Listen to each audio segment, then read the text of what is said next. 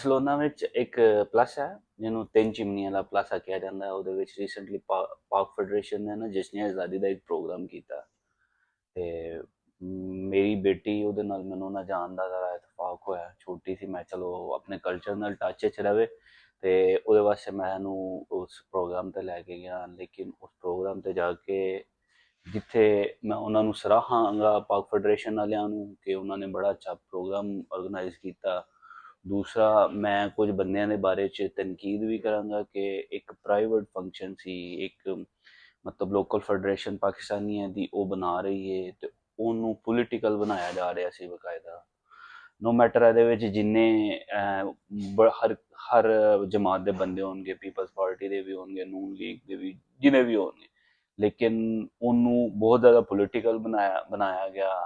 ਹੁਣ ਵਾਜ਼ੇ ਅਗਰ ਕਹੋਗੇ ਕਿ ਪੀਟੀਆਈ ਦੇ ਕੁਝ ਬੰਦੇ ਸਨ ਜਿਹੜੇ ਬਕਾਇਦਾ ਆ ਕੇ ਨਾਅਰੇਬਾਜ਼ੀ ਕਰ ਰਹੇ ਸਨ ਤੇ ਮੈਂ ਸ਼ੇਅਰ ਇਸ ਵਾਸਤੇ ਕਰਨਾ ਚਾਹਾਂਗਾ ਕਿ ਉਸ ਪ੍ਰੋਗਰਾਮ ਵਿੱਚ ਕਈ ਲੋਕਲ ਜਿਹੜੇ ਸਨ, ਮਤਲਬ ਐਕਸ ਗਵਰਨਰ ਆਇਆ ਹੋਇਆ ਸੀ, ਇੱਥੇ ਦਾ ਕੋਈ ਐਕਸ ਗਵਰਨਰ ਸੀ ਤੇ ਬਹੁਤ ਜ਼ਿਆਦਾ ਲੋਕਲ ਬੰਦੇ ਸਨ। ਉਸ ਤੋਂ ਇਲਾਵਾ ਇੱਕ ਗਜ਼ਾ ਦਾ ਬੰਦਾ ਸੀ, ਸ਼ਾਇਦ ਕੋਈ ਰਿਪਰੈਜ਼ੈਂਟੇਟਿਵ ਸੀ ਗਜ਼ਾ ਵਾਲਿਆਂ ਦਾ, ਉਹ ਵੀ ਆਇਆ ਸੀ।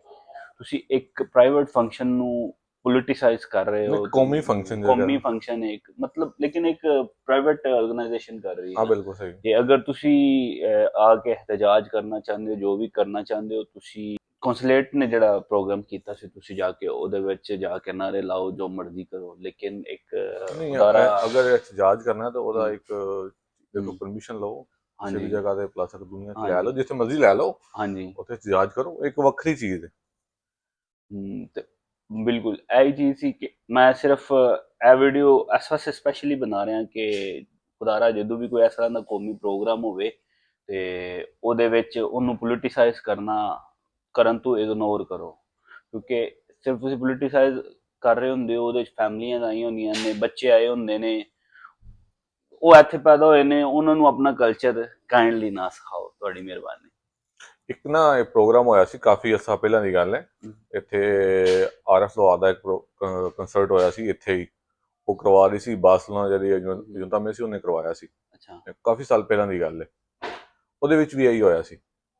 ਉਸ ਟਾਈਮ ਉਹ ਮਤਲਬ ਕਿ ਉਹ ਬੰਦਾ ਸ਼ੋਅ ਕਰਦਾ ਪਿਆ ਤੇ ਪਿੱਛੇ ਆਵਾਮ ਜਨਾਬ ਖਲੋ ਕੇ ਲੱਗੀ ਹੈ, ਗੋ ਨਵਾਜ਼ ਗੋ, ਗੋ ਨਵਾਜ਼ ਗੋ, ਠੀਕ ਹੈ ਨਾ। ਤੂੰ ਬਹੁਤ ਜ਼ਿਆਦਾ ਸ਼ਰਮਿੰਦਾ ਹੋ ਰਿਹਾ ਸੀ ਵਿਚਾਰਾ ਖਲੋ ਕੇ। ਇੱਕ ਵਾਰੀ ਤਾਂ ਉਹਨੇ ਰੋਕ ਦਿੱਤਾ ਨਾ, ਅੱਛਾ, ਕਿ ਮੈਂ ਹੁਣ ਕੀ ਕਰਾਂ। ਤੇ ਫਿਰ ਉਸ ਤੋਂ ਬਾਅਦ ਕੀ ਨਾਮ ਹੈ, ਚੁੱਪ ਕਰਵਾਇਆ ਗਿਆ, ਯਾਰ ਤੁਹਾਡੀ ਮਿਹਰਬਾਨੀ ਹੈ, ਛੱਡ ਦਿਓ, ਠੀਕ ਹੈ ਨਾ, ਕਿ ਉਹਨੂੰ ਵਿਚਾਰੇ ਨੂੰ ਆਪਣਾ ਸ਼ੋਅ ਲਾਉਣ ਦਿਓ। ਪਿਛਲੇ ਦਿਨਾਂ ਮੈਨੂੰ ਨਾ ਕੁਝ ਨਿਊਜ਼ ਮਿਲੀਆਂ ਨੇ ਤੇ ਜਿਹਦੇ ਇੱਕ ਤਾਂ ਮੈਨੂੰ ਉਹਦੇ ਤੇ ਬੜੀ ਨਾ ਹੱਸੀ ਵੀ ਆਈ। ਦੇਖੋ ਕਿਸੇ ਟਾਈਮ ਨਾ ਤੁਹਾਨੂੰ ਹੱਕ ਦੀ ਆਵਾਜ਼ ਬੁਲੰਦ ਕਰਨ ਵਾਸਤੇ ਤੁਹਾਨੂੰ ਗੱਲ ਕਰਨੀ ਪੈਂਦੀ ਹੈ। ਬਿਲਕੁਲ ਸਹੀ। ਮੈਂ ਜ਼ਰਾ ਮਿਕਸ ਜਿਹੀਆਂ ਨਿਊਜ਼ਾਂ ਢੂੰਡਦਾ ਜਿਹਦੇ ਸ਼ਰਮਿੰਦਗੀ ਵੀ ਆਏ ਤੇ ਥੋੜੀ ਹੱਸੀ ਵੀ ਆਏ। ਹੱਸੀ ਵਾਸਤੇ ਆਂਦੀ ਕਿ ਅਸੀਂ ਜਿਹੜਾ ਆਪਣਾ ਸਭ ਨਾਲੋਂ ਵੱਡੇ ਐਜ਼ਾਜ਼ ਨੇ, ਫਰਕ ਕਰੋ ਅਵਾਰਡਸ ਆਉਂਦੇ ਨੇ ਪਏ, ਉਹ ਅਸੀਂ ਕਿਹਨਾਂ ਲੋਕਾਂ ਨੂੰ ਪੇ ਦਿੰਦੇ ਹਾਂ। ਨਹੀਂ ਤੇ ਉਹ ਸ਼ੁਰੂ ਤੋਂ ਇਸ ਤਰ੍ਹਾਂ ਹੀ ਹੋ ਰਿਹਾ। ਅਗਰ ਵੱਡੀ ਗੱਲ ਨਵੀਂ ਗੱਲ ਤੇ ਕੋਈ ਨਹੀਂ ਹੈ। ਪਾਕਿਸਤਾਨ ਵਿੱਚ ਇੱਕ ਬਹੁਤ ਅੱਛਾ ਕਾਮੇਡੀਅਨ ਹੈ, ਉਹਨ ਅਬਾਸ ਖੋਸਾ ਸਾਹਿਬ। ਅੱਛਾ, ਮੈਂ ਉਹਦਾ ਕੰਟੈਂਟ ਨਾ ਫੋਲੋ ਕਰਨਾ ਵਾ ਬਹੁਤ ਜ਼ਿਆਦਾ। ਮੈਨੂੰ ਵੈਸੇ ਨਾਮ ਹੁਣ ਨਹੀਂ ਪਤਾ ਚੱਲਿਆ ਉਹਦਾ, ਲੇਕਿਨ ਉਹਦਾ ਨਾਮ ਮੈਨੂੰ ਪਹਿਲਾਂ ਹੀ ਪਤਾ ਸੀ, ਲੇਕਿਨ ਪੂਰਾ ਨਾਮ ਨਹੀਂ ਸੀ ਪਤਾ ਮੈਨੂੰ, ਸਿਰਫ ਔਨ ਖੋਸਾ ਪਤਾ ਸੀ। ਲੇਕਿਨ ਉਹਦਾ ਕੰਟੈਂਟ ਇੱਕ ਬੜਾ ਕ੍ਰਿਟੀਕਲ ਹੁੰਦਾ ਹੈ। ਉਹ ਜਿਹੜੀਆਂ ਮਾਸ਼ਰੇ ਸਾਡੇ 'ਚ ਬੁਰਾਈਆਂ ਨੇ, ਪੋਲੀਟੀਕਲ ਬੁਰਾਈਆਂ ਨੇ, ਰਿਸ਼ਵਤ, ਤੇ ਫਿਰ ਉਸ ਤੋਂ ਬਾਅਦ ਜਿਹੜੇ ਪ੍ਰੋਬਲਮਸ ਆ ਰਹੀਆਂ ਨੇ, ਉਹਨੂੰ ਲੈ ਕੇ ਨਾ ਇੱਕ ਫਨੀ ਜਿਹਾ ਕੰਟੈਂਟ ਬਣਾਉਂਦਾ ਵਾ। ਜਿਹੜਾ ਰੀਸੈਂਟਲੀ ਜਿਹਦੇ ਬਾਰੇ ਚੁੱਕਿਆ ਗਿਆ ਉਹ ਆਇਆ ਸੀ ਬਿਲ ਪਾਕਿਸਤਾਨ। ਉਹਦੇ ਵਿੱਚ ਸਮਝ ਲਓ ਕਿ ਮੈਂ ਸਮਝਣਾ ਕਿ ਜੇ ਅਗਰ ਸਾਡੀ ਗਵਰਨਮੈਂਟ ਅਦਾਰੇ ਇਨਵੋਲਵ ਨੇ ਤੇ ਮਿਹਰਬਾਨੀ ਕਰੋ ਇਸ ਤਰ੍ਹਾਂ ਦੇ ਕੰਮ ਨਾ ਕਰੋ। ਦੇਖੋ ਮਜ਼ੀਦ ਤੁਸੀਂ ਨਫ਼ਰਤ ਨੂੰ ਨਾ ਉਹ ਹਵਾ ਦੇ ਰਹੇ ਹੋ, ਮਜ਼ੀਦ ਨਫ਼ਰਤ ਪੈਦਾ ਹੋ ਰਹੀ ਹੈ ਆਵਾਮ ਦੇ ਵਿੱਚ। ਹਾਂ, ਮੈਂ ਇੱਕ ਹੋਰ ਗੱਲ ਕਰਨਾ ਚਾਹੁੰਦਾ। ਅਸੀਂ ਐਜ਼ ਏ ਕੌਮ ਇੱਕ ਨਾ ਸਮਝ ਲਓ ਕਿ ਇੱਕ ਬਗੈਰਤ ਕੌਮ ਆ। ਅਸੀਂ ਆਪਣੇ ਹੱਕ ਵਾਸਤੇ ਨਹੀਂ ਖਲੋ ਸਕਦੇ ਆ ਤੇ ਨਾ ਅੱਜ ਖਲੋਨੇ ਆ। ਅਸੀਂ ਕੀ ਕਰਨੇ ਆ, ਅਸੀਂ ਨਾ ਹਾਂ ਇੰਡੀਵਿਜੂਅਲੀ ਤੌਰ ਤੇ ਅਸੀਂ ਖਲੋਨੇ ਆ, ਹਾਂ, ਲੇਕਿਨ ਇਕੱਠੇ ਨਹੀਂ ਹੁੰਦੇ। ਅਸੀਂ ਇਕੱਠੇ ਅੱਜ ਤੱਕ ਨਹੀਂ ਹੋਏ, ਅਸੀਂ ਨਾ ਕਿਸੇ ਮੌਕੇ ਤੇ ਵੀ ਅਸੀਂ ਇਕੱਠੇ ਨਹੀਂ ਹੋਏ, ਠੀਕ ਹੈ ਨਾ। ਕਈ ਐਸੇ ਮੌਕੇ। ਅੱਛਾ, ਛੋਟੀ ਜਿਹੀ ਗੱਲ ਕੱਟਣ ਲੱਗਾ ਤੁਹਾਡੀ। ਅਸੀਂ ਬੰਗਾਲੀਆਂ ਨੂੰ ਬੜਾ ਕੁਛ ਕਹਿੰਦੇ ਆ, ਠੀਕ ਹੈ ਨਾ, ਲੇਕਿਨ ਬੰਗਾਲੀ ਆਪਣੇ ਹੱਕ ਵਾਸਤੇ ਖਲੋ ਗਏ। ਪਾਕਿਸਤਾਨ ਤਹਿਰੀਕ ਕਿੰਨੀ ਸ਼ੁਰੂ ਕੀਤੀ? ਸਾਰਾ ਬੰਗਾਲੀ ਤੁਹਾਡਾ ਗਾਣੇ ਬੰਗਾਲ ਵਾਲੀ ਸਾਈਡ ਤੁਸੀਂ ਸਾਰਾ ਯੂਪੀ ਕੁਝ ਬੰਗਾਲ। ਸਾਰਾ ਕੁਝ ਬੰਗਾਲ ਦੇ ਸ਼ੁਰੂ ਹੋਇਆ ਸੀ, ਬਿਲਕੁਲ ਠੀਕ ਹਾਂਜੀ ਹੈ ਨਾ। ਹਾਂਜੀ ਸਾਰੇ ਤੇ ਤੁਹਾਡੇ ਅਸੀਂ ਕੀ ਕੀਤਾ, ਅਸ- ਜਿੱਥੇ ਜਿੱਥੇ ਜੋ ਸਾਹਿਬ ਨੇ ਆਖਿਆ ਹਾਂਜੀ ਜੋ ਸਾਹਮਣੇ ਆਖਿਆ ਸੀ ਉੱਥੇ ਵੋਟ ਦੇ। ਅਸੀਂ ਉੱਥੇ ਵੋਟ ਦੇ ਦੇਣਾ। ਇੰਝ ਗੱਲ ਹੈ, ਤੁਸੀਂ ਅਗਰ ਵੇਖੋ ਨਾ ਹਿਸਟਰੀ ਚੁੱਕ ਕੇ ਵੇਖ ਲਵੋ, ਜੇ ਅਗਰ ਤਹਿਰੀਕੇ ਪਾਕਿਸਤਾਨ ਬੰਗਾਲੀ ਸਮਝ ਲਓਗੇ ਹਿਸਟਰੀ ਵਿੱਚ 3 ਵਾਰੀ ਉੱਠ ਚੁੱਕੇ ਨੇ। ਇੱਕ ਵਾਰੀ ਤੁਹਾਡੇ ਪਾਕਿਸਤਾਨ ਵਾਸਤੇ ਤਹਿਰੀਕ ਉਠਾਈ ਉਹਨਾਂ ਨੇ, ਬਿਲਕੁਲ ਇੱਕ ਵਾਰੀ ਉਹਨਾਂ ਨੇ ਬੰਗਲਾਦੇਸ਼ ਵਾਸਤੇ ਤਹਿਰੀਕ ਉਠਾ ਕੇ ਦੱਸਿਆ ਬਿਲਕੁਲ ਕਿ ਅਸੀਂ ਇਕੱਠੇ ਹਾਂ। ਇਕੱਠੇ ਆ, ਬਿਲਕੁਲ ਤੀਜੀ ਵਾਰੀ ਆ ਹੁਣ ਰੀਸੈਂਟਲੀ, ਇਹ ਤੇ ਚਲੋ ਅਸੀਂ ਵੇਖ ਲਿਆ ਵੇ ਆਪਣੀ ਖੁਦ ਆਪਣੇ ਹੋਸ਼ ਚ ਵੇਖਿਆ। ਅਸੀਂ ਗੱਲ ਕਰ ਰਹੇ ਸਾਂ ਕਿ ਯਾਰ ਮਤਲਬ ਕੰਟੈਂਟ ਕ੍ਰੀਏਟਰ ਨੇ, ਉਹਨਾਂ ਦਾ ਕੋਈ ਲਿੰਕ ਨਹੀਂ ਹੈ, ਮਤਲਬ ਸਮਝ ਲਓ ਕਿ ਨਹੀਂ ਲੇਕਿਨ ਕਿਹਾ ਜਾਂਦਾ ਜੀ ਉਹ ਇੱਕ ਸਿਆਸੀ ਪਾਰਟੀ ਨੂੰ ਸਪੋਰਟ ਕਰ ਰਹੇ ਨੇ, ਤੇ ਮੇਰੇ ਖਿਆਲ ਨਾਲ ਕਿਸੇ ਸਿਆਸੀ ਪਾਰਟੀ ਨੂੰ ਸਪੋਰਟ ਕਰਨਾ ਕੋਈ ਜੁਰਮ ਨਹੀਂ ਹੈ। ਉਹਦਾ ਹੀ ਨਹੀਂ ਹੱਕ ਵੀ ਇਹ ਸਪੋਰਟ ਕਰ ਰਿਹਾ ਹਾਂ ਅਗਰ। ਤੇ ਹਾਂ, ਮੈਨੂੰ ਸਭ ਤੋਂ ਜ਼ਿਆਦਾ ਗੁੱਸਾ ਉਹਨਾਂ ਬੰਦਿਆਂ 'ਤੇ ਚੜਦਾ ਜਿਹੜੇ ਕਹਿੰਦੇ ਨੇ ਅਸੀਂ ਨਿਊਟਰਲ ਆ। ਜਿਹੜੇ ਅਸੀਂ ਕਿਸੇ ਸਿਆਸੀ ਪਾਰਟੀ ਨੂੰ ਸਪੋਰਟ ਨਹੀਂ ਕਰਦੇ ਪਏ। ਸਪੋਰਟ ਨਹੀਂ ਕਰਦੇ, ਦੂਸਰਾ ਫਿਰ ਅੱਗੂ ਐਕਸਟ੍ਰੀਮ ਤੇ ਟੁਰ ਜਾਂਦੇ ਹਾਂ ਅਸੀਂ। ਅਸੀਂ ਵੇਖ ਲਓ ਸਾਡੇ ਇੱਥੇ ਬਾਰਸਲੋਨਾ ਵਿੱਚ ਵੀ ਇੱਕ ਬੰਦੇ ਆਏ ਨੇ, ਉਹ ਆਪਣੀ ਲਾਈਵ ਵਿੱਚ ਬਹਿ ਕੇ ਵੀ ਨਾ, ਅੱਛਾ ਇੱਕ ਤੁਸੀਂ ਆਪਣਾ ਪੁਆਇੰਟ ਆਫ View ਕਿਸੇ ਦੇ ਸਾਹਮਣੇ ਦੱਸਦੇ ਹੁੰਦੇ ਹੋ ਨਾ, ਇੱਕ ਡੀਸੈਂਟ ਤਰੀਕੇ ਨਾਲ ਵੀ ਦੇ ਸਕਦੇ ਹੋ। ਗਾਲ ਕੱਢ ਕੇ ਜਾਂ ਉਹ ਕਰਕੇ ਤੁਸੀਂ ਕੀ ਸਾਬਤ ਕਰਨਾ ਚਾਹੁੰਦੇ ਹੋ ਕਿ ਤੁਸੀਂ ਤੁਹਾਡੇ ਉਹਦੇ ਚ ਗੱਲ ਚ ਵਜ਼ਨ ਆ ਗਿਆ। ਜਿਸ ਟਾਈਮ ਜਨਾ ਤੁਹਾਡੇ ਕੋਲ ਦਲੀਲ ਮੁੱਕ ਜਾਂਦੀ, ਉਸ ਟਾਈਮ ਗਾਲ ਸ਼ੁਰੂ ਹੋ ਜਾਂਦੀ। ਬਿਲਕੁਲ ਤੁਸੀਂ ਗਾਲ ਹਮੇਸ਼ਾ ਤੁਸੀਂ ਇੱਕ ਚੀਜ਼ ਦੇਖੀ ਹੋਣੀ ਹੈ, ਝੂਠ ਦੀ ਆਵਾਜ਼ ਉੱਚੀ ਹੁੰਦੀ ਹੈ, ਸਾਰੀ ਗੱਲ ਠੀਕ ਹੈ ਨਾ। ਹਾਂਜੀ ਉਹ ਚੀਖਦਾ ਪੂਰਾ ਉਹ ਇੰਨੀ ਗੱਲ ਹੈ ਕਿ ਉਹ ਇਵੈਂਟ ਤੋਂ ਰਿਲੇਟਿਡ ਇੱਕ ਜਿਹੜੀ ਇਵੈਂਟ ਹੈ ਸਾਡਾ ਹੋਇਆ, ਉਹਦੇ ਤੋਂ ਰਿਲੇਟਿਡ ਇੱਕ ਗੱਲ ਜਿਹੜੀ ਮੈਂ ਨਾ ਬੜੀ ਪੁਰਾਣੀ ਕਰਨਾ ਚਾਹ ਰਿਹਾ ਸੀ ਨਾ, ਕਿ ਮਤਲਬ ਫੈਡਰੇਸ਼ਨ ਦਾ ਫਿਰ ਮੈਂ ਨਾਂ ਲਵਾਂਗਾ ਕਿ ਉਹਨਾਂ ਨੇ ਬਕਾਇਦਾ ਨਾ ਯਾਰ ਇੱਕ ਨਾ ਫੈਮਿਲੀ ਸ਼ੋਅ ਬਣਾਇਆ ਨਾ, ਇਹ ਜਿਹੜਾ ਪ੍ਰੋਗਰਾਮ ਸੀ ਨਾ, ਤੇ ਸਾਡੇ ਕੋਲ ਜਵਾਨ ਸਨ, ਉਹ ਬਕਾਇਦਾ ਇੱਕ ਖਾਸ ਮਕਸਦ ਨਾਲ ਉੱਥੇ ਆਏ ਹੋਏ ਸਨ, ਤੇ ਉਹ ਮੈਂ ਨਹੀਂ ਗਿਆ ਤੇ ਖਾਸ ਮਕਸਦ ਨਾਲ ਆਏ ਹੋਏ ਸਨ। ਤੇ ਮੈਂ ਕੋਈ ਨਾ ਫੋਟੋਜ਼ ਵੀ ਲਈਆਂ ਨੇ ਨਾ, ਫੋਟੋਜ਼ ਵਗੈਰਾ ਲਈਆਂ ਨੇ ਉੱਥੇ, ਮੈਂ ਤੁਹਾਨੂੰ ਅਗਰ ਕਹੋਗੇ ਤੇ ਮੈਂ ਕਲਿੱਪ ਦੇ ਨਾਲ ਬੰਦਾ ਅਟੈਚ ਕਰ ਸਕਦਾ। ਮੈਂ ਉਹਨਾਂ ਨੂੰ ਇੱਕ ਹੋਰ ਫੇਸਤਾ ਵੀ ਹੋਇਆ, ਮਤਲਬ ਕਿ ਫੇਸਤਾ ਕਹਿ ਰਿਹਾ, ਮੈਨੂੰ ਇੱਕ ਮਿੰਟ ਇੱਕ ਮੈਸੇਜ ਦੇ ਲੈਣ, ਮੈਂ ਨਾ ਉਹ ਜਵਾਨਾਂ ਨੂੰ ਪੈਗਾਮ ਹੈ, ਯਾਰ ਮਿਹਰਬਾਨੀ ਕਰੋ ਕਿ ਦੇਸੀ ਫੈਮਲੀਆਂ ਨੂੰ ਛੱਡ ਛੜਿਆ ਕਰੋ। ਯਾਰ ਕਰਨਾ ਨਹੀਂ ਚਾਹੀਦਾ, ਲੇਕਿਨ ਕਹਿਣਾ ਮਤਲਬ ਇਹ ਹੈ ਕਿ ਜਿਸ ਤਰ੍ਹਾਂ ਕੋਈ ਫੈਮਿਲੀ ਸ਼ੋਅ ਹੋਵੇ ਤਾਂ ਉੱਥੇ ਇਨਵੋਲਵ ਨਾ ਹੋਵੋ। ਇਨਵੋਲਵ ਜ਼ਰੂਰ ਹੋਵੋ, ਲੇਕਿਨ ਪੋਜ਼ਿਟਿਵਲੀ ਹੋਵੋ। ਹਾਂ ਬਿਲਕੁਲ ਪੋਜ਼ਿਟਿਵਲੀ ਹੋਵੋ, ਤੁਸੀਂ ਜਾਓ ਕਰੋ ਆਪਣਾ ਪਾਰਟਿਸਿਪੇਸ਼ਨ ਕਰੋ, ਲੇਕਿਨ ਇੱਕ ਖਾਸ ਮਕਸਦ ਨਾਲ ਤੁਸੀਂ ਜਾਓ ਤਾਂ ਉਹ ਮੇਰਾ ਖਿਆਲ ਹੈ ਉਹ ਗਲਤ ਹੈ।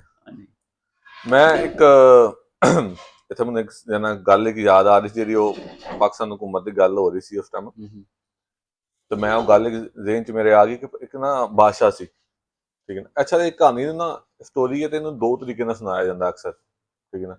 ਕਹਿੰਦੇ ਜੀ ਰਾਇਆ ਬੜੀ ਖੁਸ਼ ਸੀ, ਤੇ ਦੂਜੇ ਪਾਸੇ ਕਹਿੰਦੇ ਕਿ ਉਹ ਬਾਦਸ਼ਾਹ ਸੀ, ਉਹਨੇ ਪੁਲ ਬਣਵਾਇਆ, ਤੇ ਉਹਨੇ ਕਿਹਾ ਜੀ ਕਿ ਇਹਦੇ ਉੱਤੇ ਨਾ ਲੱਗੇ ਕਰੇਗਾ ਟੈਕਸ। ਜਦੋਂ ਬਾਦਸ਼ਾਹ ਨੇ ਪੁਲ ਬਣਵਾਇਆ ਤੇ ਬਾਦਸ਼ਾਹ ਨੇ ਕਿਹਾ ਜੀ ਤੇ ਟੈਕਸ ਜਿਹੜਾ ਲੱਗੇਗਾ ਨਾ ਉਹ ਲੱਗੇਗਾ ਕਿ ਲਿੱਤਰ ਵਜਨ ਕਰਨ ਦੇ, ਜਿਹੜਾ ਇਸ ਪੁਲ ਤੋਂ ਗੁਜ਼ਰ ਕਰੇਗਾ ਨਾ ਉਹਨੂੰ 5 ਲਿੱਤਰ ਪੈਣ ਦੇ ਚਮੜੇ ਦੇ। ਬਿਲਕੁਲ ਠੀਕ ਹੋ ਗਿਆ।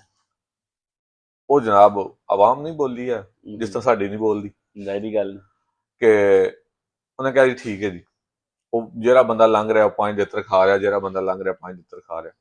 ਸਾਲਾਂ ਲੰਘ ਗਏ ਇਸ ਤਰ੍ਹਾਂ ਹੀ, ਆਵਾਮ ਆਦੀ ਹੋ ਗਈ ਲਿੱਤਰ ਖਾਣ ਦੀ ਵੀ, ਕਿਸੇ ਨੂੰ ਸ਼ੌਰ ਆਏ ਹੀ ਨਹੀਂ। ਬਾਦਸ਼ਾਹ ਮਰ ਗਿਆ, ਬਾਦਸ਼ਾਹ ਮਰਿਆ ਤੇ ਉਹਦੀ ਜਗ੍ਹਾ ਤੇ ਨਵਾਂ ਬਾਦਸ਼ਾਹ ਆ ਗਿਆ। ਉਹਦਾ ਪੁੱਤਰ ਆਇਆ ਤੇ ਉਹਨੇ ਆ ਕੇ ਪੁੱਛਿਆ, ਉਹਨੇ ਕਿਹਾ ਜੀ ਦੱਸੋ ਮੇਰੇ ਅੱਬੇ ਦੇ ਜਨਾ ਦੌਰ ਚ ਦੇਣਾ ਤੁਹਾਨੂੰ ਕੀ ਮੁਸ਼ਕਲਾਤ ਆਈਆਂ, ਪਾਲਿਸੀਜ਼ ਦੇ ਕੀ ਚੇਂਜ ਹੋਣਾ ਚਾਹੀਦਾ, ਕੀ ਤੁਹਾਨੂੰ ਨਹੀਂ ਪਸੰਦ ਹੈ। ਤੋ ਆਵਾਮ ਨੇ ਨਾ ਯਕ ਜ਼ੁਬਾਨ ਹੋ ਗਿਆ, ਕਿ ਉਹਨੇ ਕਿਹਾ ਤੁਹਾਡੀ ਮਿਹਰਬਾਨੀ ਪੁੱਲ ਤੇ ਬੰਦੇ ਵਧਾਓ, ਠੀਕ ਹੈ ਨਾ, ਲਿੱਤਰ ਮਾਰਨ ਵਾਲੇ, ਤਾਂ ਕਿ ਛੇਤੀ ਛੇਤੀ ਲਿੱਤਰ ਖਾਈਏ ਤੇ ਛੇਤੀ ਛੇਤੀ ਕੰਮ ਤੇ ਜਾਈਏ। ਤੇ ਹੁਣ ਇਸ ਟਾਈਮ ਜਿਹੜੀ ਨਾ ਸਾਡੀ ਜਿਹੜੀ ਹਕੂਮਤਾਂ ਨੇ ਨਾ, ਉਹ ਉਸ ਬਾਦਸ਼ਾਹ ਕੋ ਸਬਕ ਲੈ ਰਹੀਆਂ ਨੇ, ਉਹ ਲਿੱਤਰ ਵਧਾ ਰਹੀਆਂ ਨੇ, ਲੇਕਿਨ ਬੰਦੇ ਉਨੇ ਹੀ ਨੇ, ਤੇ ਅਸੀਂ ਉਸ ਚੀਜ਼ ਦੇ ਆਦੀ ਹੋ ਰਹੇ ਹਾਂ। ਅਸੀਂ ਉਹਦੇ ਖਿਲਾਫ ਬੋਲਦੇ ਨਹੀਂ ਆ ਕਿ ਲਿੱਤਰ ਖਤਮ ਕਰੋ, ਤੁਹਾਡੀ ਮਿਹਰਬਾਨੀ। ਹਾਂਜੀ, ਅਸੀਂ ਆਨੇ ਨਹੀਂ, ਕੋਈ ਮਸਲਾ ਨਹੀਂ, 10 ਤੋਂ 15 ਹੋ ਜਾਂਦੇ, 15 ਤੋਂ 20 ਹੋ ਜਾਂਦੇ, ਕੋਈ ਗੱਲ ਨਹੀਂ ਸਾਨੂੰ। ਅਸੀਂ ਉਹਦਾ ਨਾ ਆਲਟਰਨੇਟਿਵ ਲੱਭਣਾ ਸ਼ੁਰੂ ਕਰ ਦਿੰਦੇ ਹਾਂ। ਫਰਜ਼ ਕਰੋ ਅਗਰ ਤੁਸੀਂ ਵੇਖੋ ਨਾ, ਮੈਂ ਤੁਹਾਨੂੰ ਮੈਂ ਜ਼ਿਆਦਾ ਛੋਟੀ ਟਾਈਮ ਸੌਰੀ ਮੈਂ ਜ਼ਿਆਦਾ ਟਾਈਮ ਨਾ ਪਾਕਿਸਤਾਨ ਤੁਹਾਡੇ ਨਾਲ ਸਪੈਂਡ ਕੀਤੇ ਹੋਏ। ਇੱਕ ਨਾ ਲੋਡ ਸ਼ੈਡਿੰਗ ਦਾ ਮਸਲਾ ਸ਼ੁਰੂ ਹੋਇਆ ਨਾ ਪਾਕਿਸਤਾਨ ਵਿੱਚ। ਲੋਡ ਸ਼ੈਡਿੰਗ ਦਾ ਮਸਲਾ ਸ਼ੁਰੂ ਹੋਇਆ, ਉਹਦਾ ਅਲਟਰਨੇਟਿਵ ਅਸੀਂ ਜਨਰੇਟਰ ਲੱਭ ਲਿਆ। ਜਨਰੇਟਰ ਲੱਗ ਰਿਹਾ ਬਿਲਕੁਲ।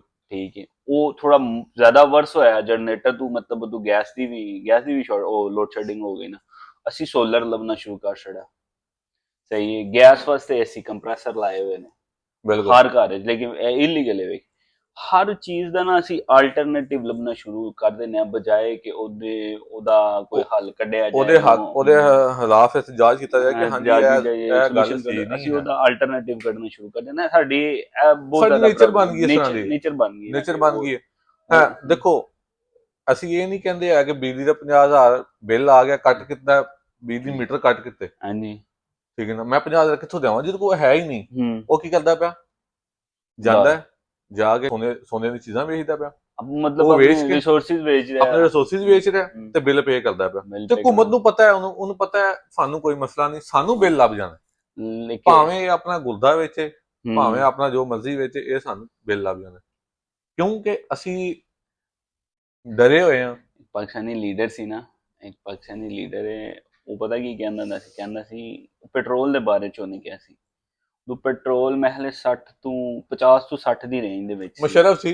ਹਾਂਜੀ ਉਹ ਕਹਿੰਦਾ ਸੀ ਮੇਰੀ ਆਵਾਮ ਨੂੰ ਅਗਰ ਮੈਂ 100 ਰੁਪਏ ਲੀਟਰ ਵੀ ਤੇਲ ਦਿਆਂਗਾ ਨਾ, ਤੇ ਇਹਨਾਂ ਨੇ ਬਰਦਾਸ਼ਤ ਕਰ ਨਹੀਂ, ਲੈਣਾ। 100 ਨਹੀਂ ਕਿਹਾ ਸੀ ਉਹਨੇ, 500 ਕਿਹਾ ਸੀ ਮੇਰੇ ਖਿਆਲ ਨਾਲ, ਸ਼ਾਇਦ ਮਹਿਲੇ 100 ਹੀ ਕਿਹਾ ਸੀ ਉਦੋਂ। ਸਾਡੇ ਵਾਸਤੇ 100 ਵੀ ਇਮੇਜਿਨ ਕਰਨਾ ਨਾ ਬਹੁਤ ਨਾ ਸੀ, ਮਤਲਬ ਹੈਵੀ ਅਮਾਉਂਟ ਸਮਝੀ ਜਾਂਦੀ ਸੀ। ਸਮਝ ਲਓ 2002-03 ਤੋਂ ਬਾਅਦ ਦੀ ਗੱਲ ਹੈ, ਉਹ ਜਿਹੜਾ 99 ਤੋਂ ਬਾਅਦ ਦੀ ਗੱਲ ਹੈ। 99 ਵਿੱਚ ਪੈਟਰੋਲ ਦੀ ਕੀਮਤ ਅੱਛੀ ਖਾਸੀ ਡਾਊਨ ਸੀ। ਹਾਂ ਬਿਲਕੁਲ, ਉਸ ਦੌਰ 'ਚ ਸਿਰਫ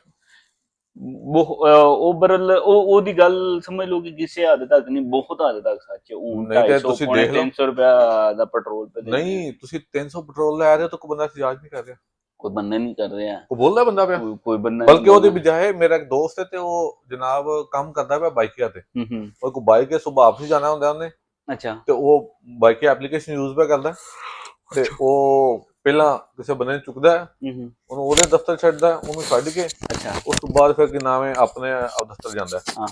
ਤੇ ਮੈਂ ਕਿਹਾ ਇਸ ਤਰ੍ਹਾਂ ਕਿਉਂ? ਮੈਂ ਆਂਦਾ ਮੈਂ ਤਕਰੀਬਨ ਨਾ ਘੰਟਾ ਕੁ ਪਹਿਲਾਂ ਘਰੋਂ ਨਿਕਲਣਾ, ਤਾਂ ਕਿ ਮੈਂ ਕਿਸੇ ਬੰਦੇ ਨੂੰ ਚੁੱਕ ਲਾਂ, ਉਹਨੂੰ ਚੁੱਕ ਕੇ ਉਹਦੇ ਦਫ਼ਤਰ ਛੱਡਾਂ, ਤਾਂ ਕਿ ਮੇਰੇ ਪੈਟਰੋਲ ਦਾ ਖਰਚਾ ਨਿਕਲ ਆਵੇ। ਮਤਲਬ ਕਿ ਅਸੀਂ ਲੋਕ ਤਰੀਕੇ ਢੂੰਢ ਲੈਂਦੇ ਆ ਨਾ, ਉਹੀ ਚੀਜ਼ ਹੈ ਅਸੀਂ ਕਿਵੇਂ ਚੱਲਣਾ, ਬਜਾਏ ਇਸ ਤੇ ਕਿ ਅਸੀਂ ਇhtਜਾਜ ਕਰੀਏ। ਤੇ ਫਿਰ ਜਿਹੜਾ ਬੰਦਾ ਇhtਜਾਜ ਕਰਦਾ ਵੀ ਹੈ, ਅਸੀਂ ਆਨੇ ਆ ਯਾਰ ਇਹ ਕਿਉਂ ਇhtਜਾਜ ਪਿਆ ਕਰਦਾ। ਇੱਥੇ ਇੱਕ ਮੈਨੂੰ ਇੱਕ ਬੜੀ ਅੱਛੀ ਸਟੋਰੀ ਯਾਦ ਆ ਰਹੀ ਹੈ, ਲੇਕਿਨ ਸੁਣਾਉਣ ਵਾਲੀ ਨਹੀਂ ਹੈ, ਮਸਲਾ ਥੋੜਾ ਜਿਹਾ ਨਾ, ਜੇ ਅਗਰ ਸੈਂਸਰ ਕਰਕੇ ਸੁਣਾ ਸਕਦੇ ਹੋ ਤੇ ਫਿਰ ਸੁਣਾ ਦਿਓ, ਜੇ ਸੈਂਸਰ ਹੋ ਕੇ ਸੁਣਾਈ ਜਾ ਸਕਦੀ ਹੈ। ਇੱਕ ਡਾਕੂ ਆ ਰਿਹਾ ਹੈ ਤੇ ਡਾਕੂਆਂ ਨੇ ਤਾਂ ਲੁੱਟੀਆਂ ਦਾ ਕਾਫੀ ਸਾਰੀਆਂ ਔਰਤਾਂ ਦੀਆਂ, ਤੇ ਹੁਣ ਔਰਤਾਂ ਨੇ ਚਾਹੁੰਦੀਆਂ ਹੈ ਕਿ ਇਹ ਨਾ ਸਾਰੀ ਗੱਲ ਬਾਹਰ ਨਿਕਲੇ, ਅੱਛਾ, ਕਿ ਸਾਡੀ ਇੱਜ਼ਤ ਲੁੱਟੀ ਗਈ। ਉਹ ਲੇਕਿਨ ਜਿਹੜੀ ਇੱਕ ਔਰਤ ਸੀ ਨਾ, ਉਹ ਵਿੱਚ ਬੋਲ ਪਈ, ਉਹਨੇ ਕਿਹਾ ਜੀ ਮੈਨੂੰ ਇਹ ਬਰਦਾਸ਼ਤ ਨਹੀਂ ਹੈ, ਮੈਂ ਇਹਦੇ ਖਿਲਾਫ ਆਵਾਜ਼ ਚੁੱਕਾਂਗੀ। ਉਹਨੇ ਸਾਰੀਆਂ ਔਰਤਾਂ ਫੈਸਲਾ ਕੀਤਾ ਕਿ ਇਹਨੂੰ ਮਾਰ ਦਿਓ, ਅੱਛਾ, ਤਾਂ ਕਿ ਗੱਲ ਜਿਹੜੀ ਹੈ ਨਾ ਉਹ ਇੱਥੇ ਹੀ ਠੱਪੀ ਰਹਿ ਜਾਏ। ਅੱਛਾ, ਸਾਡੇ ਲੋਕ ਵੀ ਇਸ ਤਰ੍ਹਾਂ ਹੀ ਕਰਦੇ ਨੇ ਕਿ ਜਿਸ ਟਾਈਮ ਕੋਈ ਬੰਦਾ ਬੁਰਾਈ ਦੇ ਖਿਲਾਫ ਉੱਠਣਾ ਸ਼ੁਰੂ ਕਰਦਾ ਹੈ, ਉਹਨੂੰ ਆਂਦੇ ਨੇ ਜੇ ਉਹਨੂੰ ਚੁੱਕਿਆ ਜਾਂਦਾ ਤਾਂ ਉਹਨਾਂ ਨੇ ਚੰਗਾ ਹੋਇਆ। ਹਾਂਜੀ, ਇਹਨਾਂ ਦਾ ਹੋਣਾ ਹੀ ਇਸ ਤਰ੍ਹਾਂ ਚਾਹੀਦਾ ਸੀ। ਬਿਲਕੁਲ, ਅਸੀਂ ਇਸ ਟਾਈਮ ਈਮਾਨ ਦੇ ਸਭ ਤੋਂ ਥੱਲੇ ਦਰਜੇ ਤੇ ਆ, ਉਹਦੇ ਤੋਂ ਥੱਲੇ ਟੁਰ ਗਏ ਆ, ਕਿ ਬੁਰਾਈ ਨੂੰ ਸਿਰਫ ਅਸੀਂ ਦਿਲ ਵਿੱਚ ਬੁਰਾ ਨਹੀਂ ਕਹਿੰਦੇ ਆ, ਦਿਲ ਵਿੱਚ ਨਹੀਂ ਬੁਰਾ, ਅਸੀਂ ਸਗੋਂ ਉਹਨੂੰ ਡਿਫੈਂਡ ਕਰਨੇ ਆ। ਹਾਂਜੀ, ਸਾਡੇ ਕਾਫੀ ਸਾਰੇ ਹੁਣ ਦੋਸਤ ਨੇ ਜਿਹੜੇ ਡਿਫੈਂਡਰ ਨੇ, ਬਹੁਤ ਜ਼ਿਆਦਾ ਸਾਰੇ ਡਿਫੈਂਡਰ ਨੇ। ਅੱਛਾ, ਜ਼ਾਤੀ ਮਫਾਦ ਨੂੰ ਲੋਕੀ ਜ਼ਿਆਦਾ ਕਰ ਰਹੇ ਨੇ ਨਾ, ਫਰਜ਼ ਕਰੋ ਕਿਸੇ ਪਾਰਟੀ ਨਾਲ ਉਹਨਾਂ ਦਾ ਜ਼ਾਤੀ ਮਫਾਦ ਮੁਨਸਲਿਕ ਹੈ ਨਾ, ਉਹਨਾਂ ਦਾ ਕਨੈਕਸ਼ਨ ਹੈ ਜ਼ਾਤੀ ਮਫਾਦ ਦੇ ਬਿਨਾਂ, ਤੇ ਉਹਦੇ ਨਾਲ ਉਹਨੂੰ ਡਿਫੈਂਡ ਕਰ ਰਹੇ ਨੇ। ਯਾਰ ਸਾਡੇ ਪਾਕਿਸਤਾਨ ਦਾ ਮਸਲਾ ਹੈ ਨਾ, ਕਲਚਰ ਇਸ ਤਰ੍ਹਾਂ ਦਾ ਨਾ, ਕਿ ਉਹ ਕਹਿੰਦੇ ਜਿਹੜਾ ਸਾਡੇ ਕੰਮ ਕਰਾਏ, ਗਲੀਆਂ ਪੱਕੀਆਂ ਕਰਾ ਹਰੇ ਸਾਡੇ ਜਦੋਂ ਥਾਣੇ ਕਚਹਿਰੀ ਚ ਕੰਮ ਆਵੇ, ਉਹ ਹੀ ਸਾਡਾ ਵੇ, ਉਹ ਹੀ ਬਿਹਤਰ ਹੈ, ਠੀਕ ਹੈ ਨਾ। ਬਾਕੀ ਕੌਮ ਵਾਸਤੇ ਕੀ ਪਿਆ ਕਰਦਾ ਹੈ, ਉਹ ਉਹਨਾਂ ਨੂੰ ਕੋਈ ਸਰਕਾਰ ਨਹੀਂ। ਅਸੀਂ ਬਲੇਮ ਕਰਨੇ ਆ ਕਿ ਯਾਰ ਜਿਹੜੇ ਗਵਰਨਮੈਂਟ ਸਕੂਲ ਨੇ ਉਹ ਨਹੀਂ ਠੀਕ ਹੈ, ਅਸੀਂ ਉਹਦਾ ਹੱਲ ਕੀ ਕੱਢਿਆ, ਪ੍ਰਾਈਵੇਟ ਸਕੂਲਾਂ ਦੇ ਬੱਚੇ ਘੱਲਣੇ ਸ਼ੁਰੂ ਕਰ ਦਿੱਤੇ, ਪ੍ਰਾਈਵੇਟ ਸਕੂਲਾਂ ਨੇ ਉਹਨੂੰ ਬਿਜ਼ਨਸ ਬਣਾ ਲਿਆ ਆਪਣਾ, ਠੀਕ ਹੈ। ਇੱਥੇ ਤੁਸੀਂ ਦੇਖ ਲਓ ਸਾਰੇ ਗਵਰਨਮੈਂਟ ਸਕੂਲ ਹੀ ਚੱਲਦੇ ਨੇ ਪਏ, ਪ੍ਰਾਈਵੇਟ ਹੈ ਨੇ, ਪ੍ਰਾਈਵੇਟ ਹੈ ਨੇ, ਠੀਕ ਹੈ ਲੇਕਿਨ ਨਾ। ਮੈਂ ਸੁਣਿਆ ਨਹੀਂ ਕਦੇ ਵੈਸੇ ਕੋਈ ਨਹੀਂ, ਪ੍ਰਾਈਵੇਟ ਬਹੁਤ ਸਾਰੇ ਸਕੂਲ ਨੇ ਇੱਥੇ, ਹੂੰ ਪ੍ਰਾਈਵੇਟ ਬਹੁਤ ਸਾਰੇ ਸਕੂਲ ਨੇ, ਲੇਕਿਨ ਤਕਰੀਬਨ ਮੇਰੇ ਖਿਆਲ ਨਾਲ 95% ਬੰਦੇ ਪ੍ਰਾਈਵੇਟ ਸਕੂਲਾਂ 'ਚ ਨਹੀਂ ਜਾ ਸਕਦੇ ਆ, ਨਹੀਂ ਜਾ ਸਕਦੇ ਜਾਂ ਭੇਜਦੇ ਵੀ ਨਹੀਂ ਹੈ ਨਹੀਂ ਕਈ ਭੇਜਦੇ ਆ। ਵਾਰੀ। ਯਾਰ ਦੇਖੋ, ਅਗਰ ਮੇਰੇ 2 ਬੱਚੇ ਨੇ 3 ਬੱਚੇ ਨੇ ਤੇ ਫੀ ਬੱਚੇ ਦੀ ਫੀਸ 120 ਯੂਰੋ ਹੋਵੇ, ਤੁਸੀਂ ਅਫੋਰਡ ਕਰ ਸਕਦੇ ਹੋ? ਨਹੀਂ ਕਰ ਸਕਦੇ ਆ। ਨਹੀਂ ਅਫੋਰਡ ਹੁੰਦੀ ਤੇ ਗਵਰਨਮੈਂਟ ਤੁਹਾਡੇ ਕੋਲ ਲੈ ਰਹੀ ਹੈ 80 ਤੋਂ 100 ਯੂਰੋ ਸਾਲ ਦਾ। ਸਾਲ ਦਾ। ਮੈਂ ਤੇ ਤੁਸੀਂ ਕਿੱਥੇ ਜਾਓਗੇ? ਮੇਰੀ ਬੇਟੀ ਪੜ੍ਹ ਰਹੀ ਹੈ तो ਉੱਤੇ ਮੇਰੇ ਹਾਲੇ ਬਿਲਕੁਲ ਹੀ ਨਹੀਂ, ਕੋਈ ਪੈਸੇ ਨਹੀਂ। ਨਹੀਂ ਪੈਸੇ ਨਹੀਂ ਹੈ ਬਿਲਕੁਲ, ਕਿਸੇ ਕਈਆਂ ਜਗ੍ਹਾ ਤੇ ਬਿਲਕੁਲ ਨਹੀਂ ਹੈ, ਕਿ ਲੇਕਿਨ ਕਈਆਂ ਜਗ੍ਹਾ ਤੇ ਨਾ ਉਹ ਲੈ ਰਹੇ ਨੇ 80 ਤੋਂ 100 ਯੂਰੋ ਦਾ ਮਟੀਰੀਅਲ ਦਾ ਲੈਂਦੇ ਨੇ ਉਹ। ਸਹੀ ਹੈ, ਠੀਕ ਹੈ ਨਾ। ਲੇਕਿਨ ਕਈ ਵਾਰ ਤੁਹਾਨੂੰ ਬਾਹਰ ਲੈ ਕੇ ਜਾਂਦੇ ਨੇ ਕਾਫੀ ਨਾ 80 ਤੋਂ 100 ਯੂਰੋ ਹੁੰਦਾ ਵੇ, ਲੇਕਿਨ 80 ਤੋਂ 100 ਯੂਰੋ ਕੁਝ ਵੀ ਨਹੀਂ ਹੈ। ਅਗਰ ਸਾਲ ਦਾ ਵੇਖਿਆ ਜਾਏ ਤੇ ਸਾਲ ਦੇ ਹਿਸਾਬ ਨਾਲ ਕੁਝ ਵੀ ਨਹੀਂ ਹੈ, ਪੈਸੇ ਕੁਝ ਵੀ ਨਹੀਂ ਹੈ। ਮੇਰਾ ਛੋਟਾ ਭਾਈ ਜਾਂਦਾ ਸੀ, ਇੱਥੇ ਇੱਕ ਸਕੂਲ ਸੀ ਸਗਰਾ ਫੈਮਿਲੀਆ ਨਾਂ ਸੀ ਉਹਦਾ, ਉੱਥੇ ਉਹ ਮਿਊਨਿਸਪਲ ਸਕੂਲ ਸੀ, ਅੱਛਾ, ਲੇਕਿਨ 80 ਯੂਰੋ ਲੈਂਦੇ ਸਨ ਉਹ ਸਾਲ ਦਾ। ਨਹੀਂ 80 ਯੂਰੋ ਮਹੀਨੇ ਦੇ। ਮੈਂ ਤੁਹਾਨੂੰ ਅਗਰ ਪਾਕਿਸਤਾਨੀ ਜਿਹੜੇ ਟੀਚਰਸ ਨੇ ਨਾ, ਅਗਰ ਉਹਨਾਂ ਦਾ ਗੱਲ ਕੀਤੀ ਜਾਏ ਨਾ ਪਾਕਿਸਤਾਨ ਵਿੱਚ, ਤੇ ਬੜੇ ਕੁਆਲੀਫਾਈਡ ਟੀਚਰ ਨੇ ਉੱਥੇ ਗਵਰਨਮੈਂਟ ਸਕੂਲਾਂ ਵਿੱਚ। ਨਹੀਂ ਕੁਆਲੀਫਾਈਡ ਹੈ ਨੇ, ਲੇਕਿਨ ਮਸਲਾ ਸਿਰਫ ਉਹ ਹੀ ਹੈ ਨਾ ਕਿ ਕੋਈ ਨਿਜ਼ਾਮ ਨਹੀਂ ਹੈ। ਇਹ ਚੀਜ਼ ਤੁਸੀਂ ਕਹਿ ਸਕਦੇ ਹੋ, ਨਿਜ਼ਾਮ ਨਹੀਂ ਹੈ, ਉਹਨਾਂ ਨੂੰ ਰੈਗੂਲੇਟ ਕਰਨ ਵਾਲਾ ਬੰਦਾ ਕੋਈ ਨਹੀਂ ਹੈ।